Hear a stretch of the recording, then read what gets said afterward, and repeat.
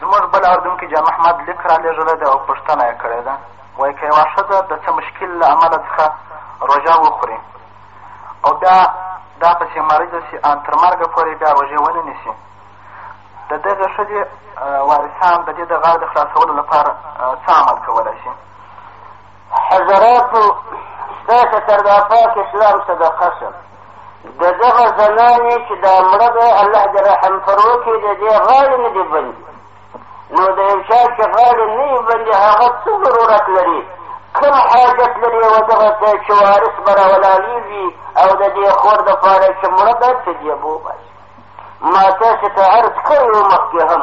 چې یو سړی د مرض په خاطر روژې وخوري او بیا په کوچني اختر کې جوړ نشي، میانۍ کې مریض وي، لوی اختر کې 3 4 5 میاشتې کال یو کال دی مریض وي، بیا پسې مړ شي، د ادا او د قضا د دواړو خلاص. ادا د روژې هم پر دغه مریض نشته او قضا د روژې هم پر دغه مریض نشته. نو دغه عاجزه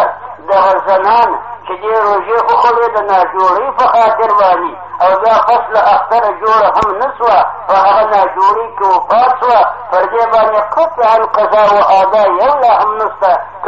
کفاره د دې د روژو دپاره نشته، وسط پر دې باندې نشته، د دې هغه ذمه فارغه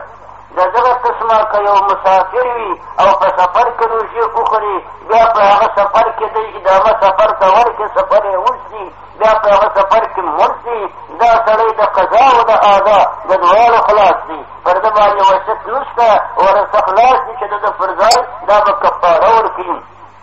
اعوذ بالله من الشیطان الرجیم. ومن كان منكم مريض او على سفر فعدة من ايام اخرى. لقرآن پاک فیصله ده، د الله جل جلاله فیصله ده چې کوم سړی مریض وي د مرض په خاطر روژې وخوري یا کوم سړی مسافر وي د سفر په خاطر په وجه روژې وخوري، بیا که نورې داسې ورځې پیدا کړې چې دی په هغو کې جوړ شو بیا پر د قضا فرضېږي، یا مسافر د اقامت وخت پیدا کړي مقیم شو یو ځای بیا پر د هغه روژې فرضېږي، که په هغه سفر کې پسې مړ شو یا مریض په هغه ناجوړۍ کې مړ شو، دا د قضا او د ادا د دواړو خلاص. والسلام.